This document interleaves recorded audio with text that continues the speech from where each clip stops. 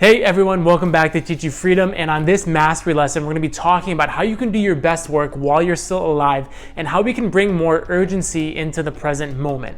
Now if you're watching this video and you're like me, there's probably something out there that you know you want to do, something bigger than yourself, something you want to create, right? Whether that's starting a business or maybe starting a family, maybe it's going back to school, or maybe it's just serving others in some other way that's bigger than you are right now. But there's a lot of us who end up leaving this earth without actually fulfilling all the potential that we have pent up inside of us. There's a reason that the graveyard is the wealthiest place on the planet. So many of us leave without doing our best work, without dying empty, right? And in today's mastery lesson, we're going to be covering some of the biggest takeaways of a book that I read called Die Empty by Todd Henrys. In it, it details how we can bring more urgency to the present and unlock some of that creative potential that we're storing up and not sharing with the world. So stay tuned. Hey everyone, it's Adam over at Teach You Freedom, where, as you know, it is our mission to help you remove the mental and emotional barriers that are keeping you from living life on your terms. On this mastery lesson, we're going to share some tools and tactics to help bridge the gap between action and potential, between potential and action, to help you leave this earth with all of your best creative and really everything left on the table before you leave, right? And it's an excerpt from Todd Henrys' book, Die Empty. I'm going to be sharing my 4 biggest takeaways with you guys and providing some tools that you can use to get this creative work out of you, okay? And the 4 big ideas that we're gonna be covering from a high level. One is, what does it really mean to die empty? We're gonna set some parameters, right? We're gonna set a floor and a ceiling of what it means to die empty. Secondly, we're gonna talk about one of the biggest obstacles to dying empty, and that's mediocrity. It's the siren call of, mediocrity that calls us to not release our best work. So we're gonna dive in some tools to overcome that.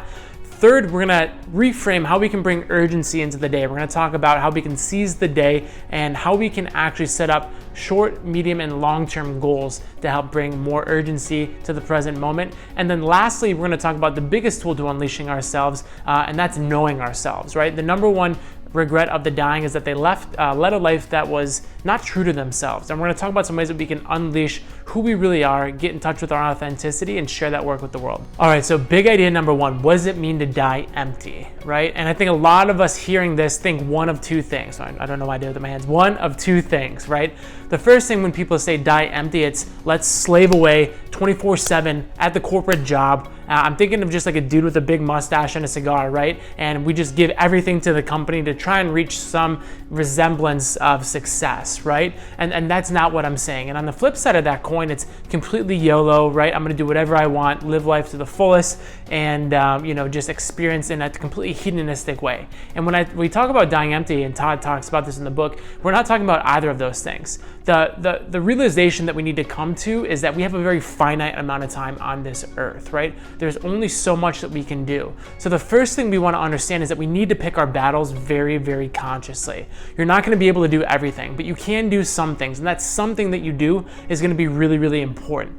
The second thing you have to acknowledge, aside from the fact that our time is finite, is that you, and I know this sounds cliche, but you are extremely unique. There's nobody else like you. And because there's nobody like you and you are unique, there is a unique contribution that you can make to this earth that nobody else can. And if you don't do it, it's never gonna get done. And coming to the realization that you have a responsibility to share your unique contribution with the world, it really changed the way that I look at the mission that I'm on here with Teach You Freedom and the way I see other people interacting with the world, right? You're not gonna be able to do everything, but there is something very unique that only you can do, and you have a responsibility to share that with the world. And the sad thing is that so many people leave this earth without actually sharing that with the world, which is the point of what I wanna talk to you guys about today. How can we die empty? Meaning, how can we share our full potential with the world and get all of it from out of us out there, right? And that's really what we wanna be talking about when we say die empty, okay?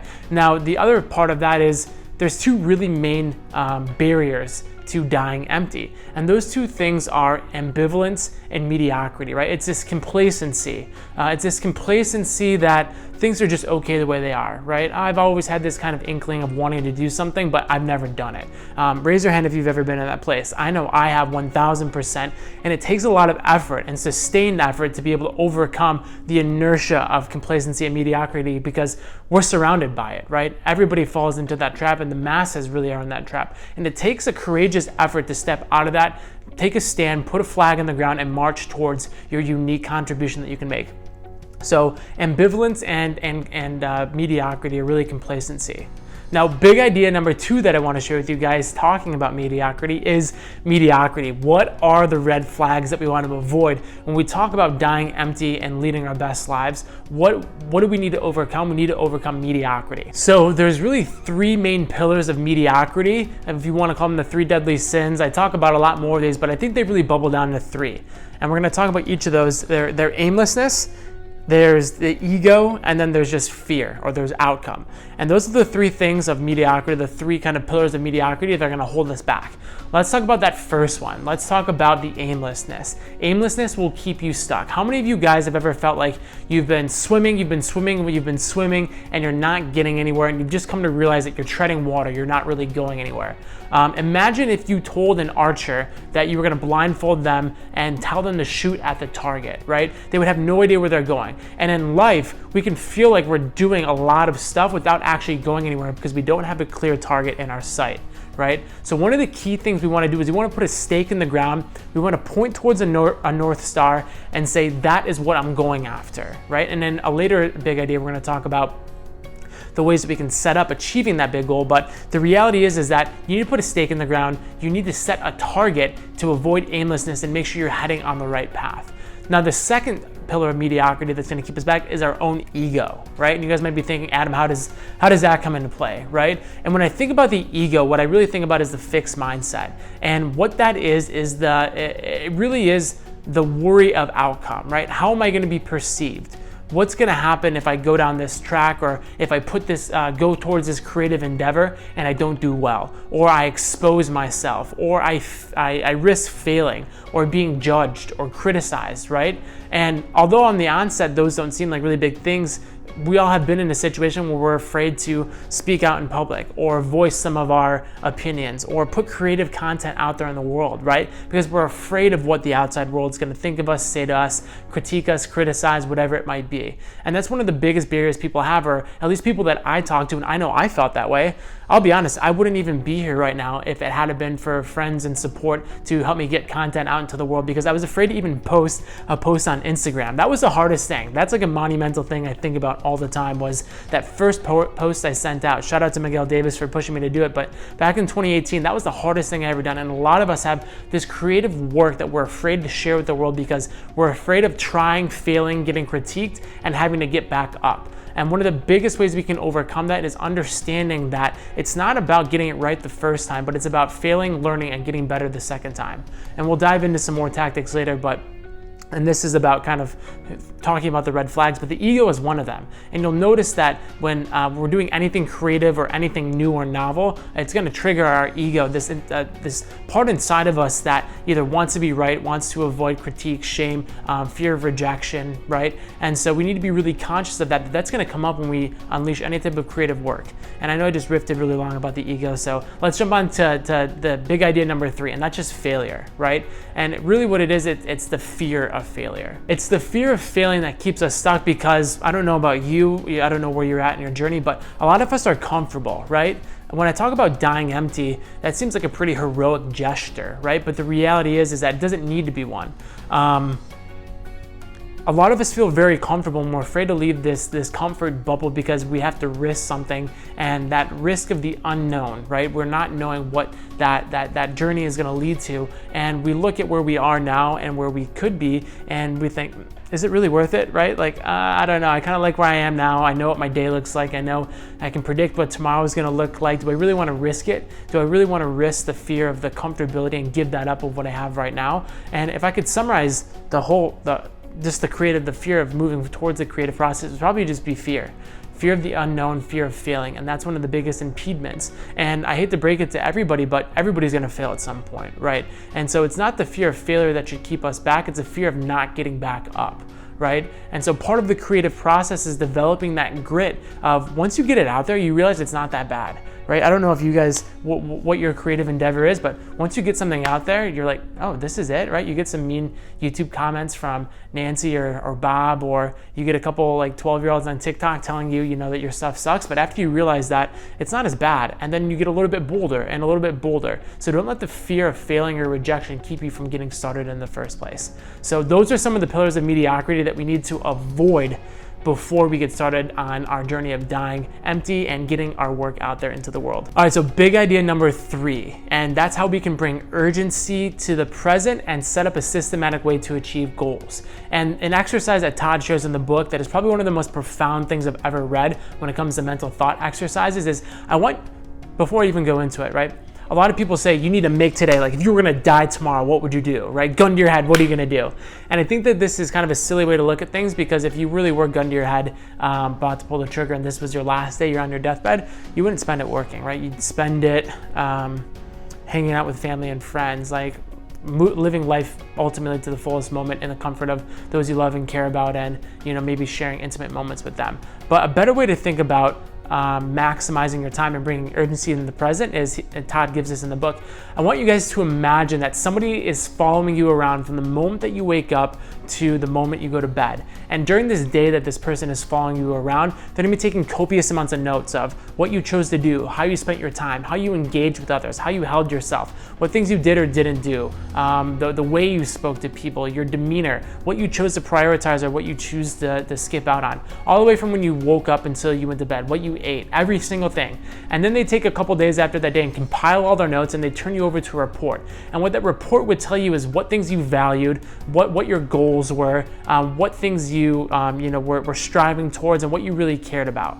And that would be your basically report on the life that you were living. And I want to ask you guys, would you be proud of that report if you took the day that you had yesterday, right? Whenever you're reading or listening to this, and whenever in time that might be, would you be proud of the person you were yesterday if that was what happened and they gave you that report?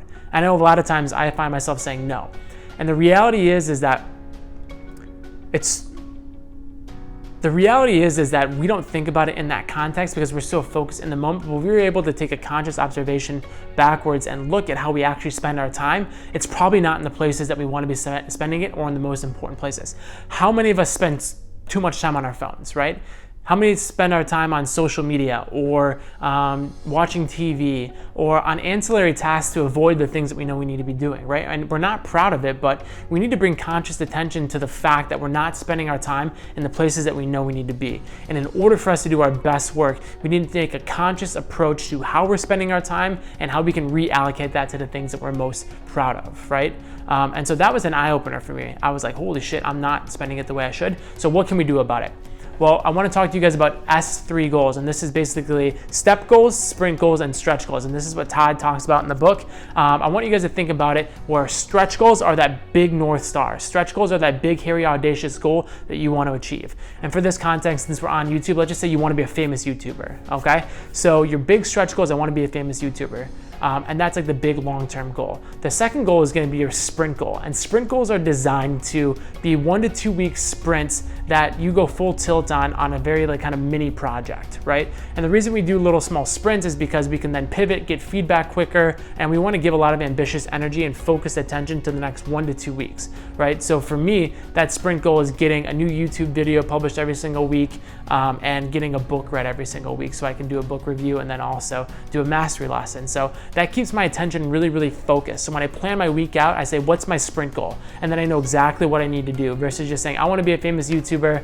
I don't know really what that looks like. I'm going to try and be famous today or this week. You know what I'm saying? So it makes it really, really difficult. So that stretch goal is that sprint goal is a 1 to 2 week sprint where you're very focused on one specific task. And then the step goal is the day-to-day thing that keeps the momentum moving forward.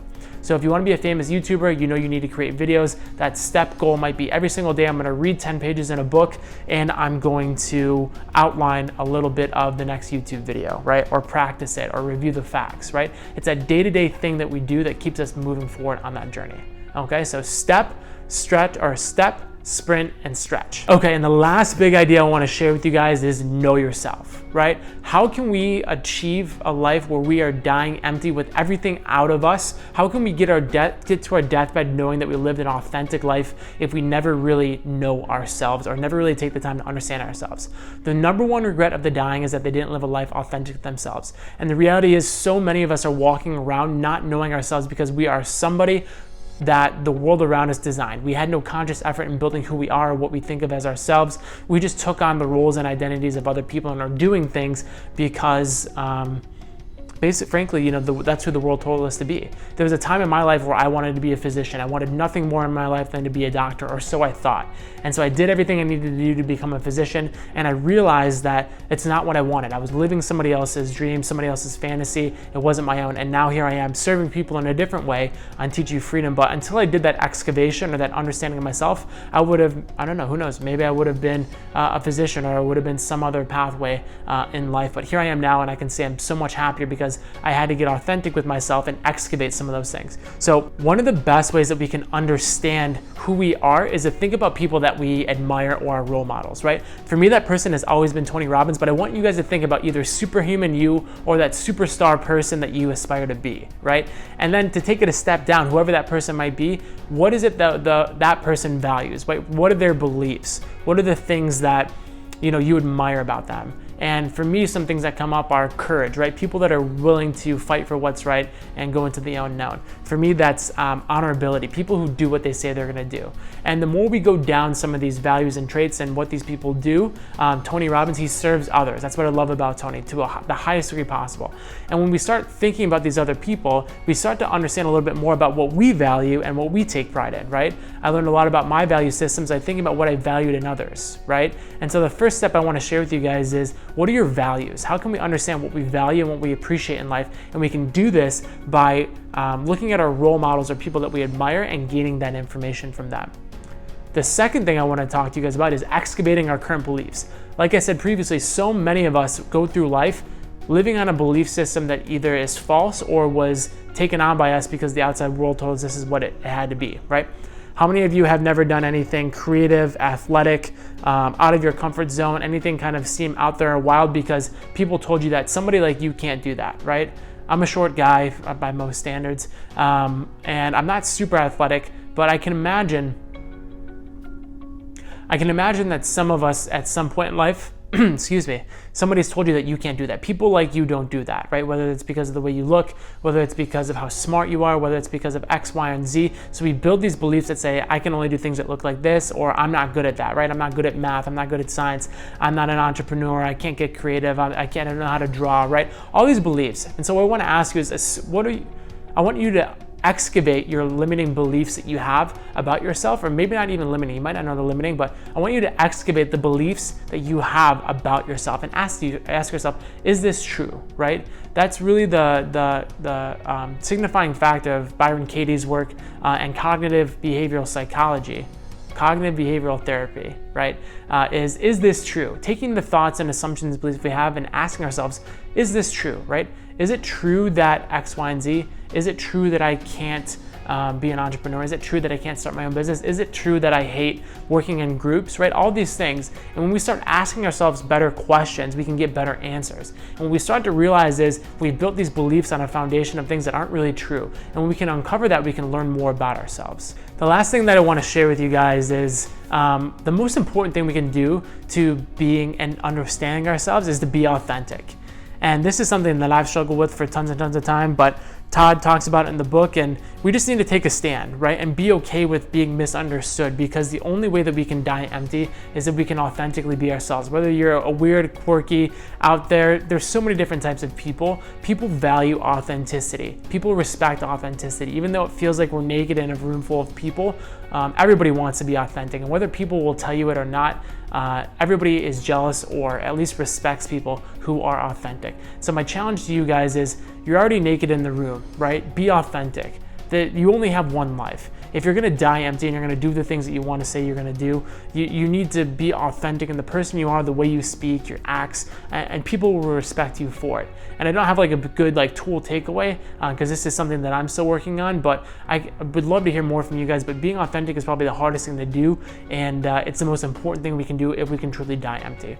So those are all the big ideas that I have for you guys today. First and foremost, what is it to die empty? Second, how can we overcome mediocrity? Third, how can we know ourselves? And then fourthly, how can we live urgently in the present by setting the S3 goals and also living our best lives today? So I hope you guys enjoyed this video. If you liked it, let me know what your biggest, your favorite big idea is down below. Subscribe to the channel and let me know if you guys have any comments or feedback on how I can make these videos better or more productive for you guys. So until then, I'll talk to you soon.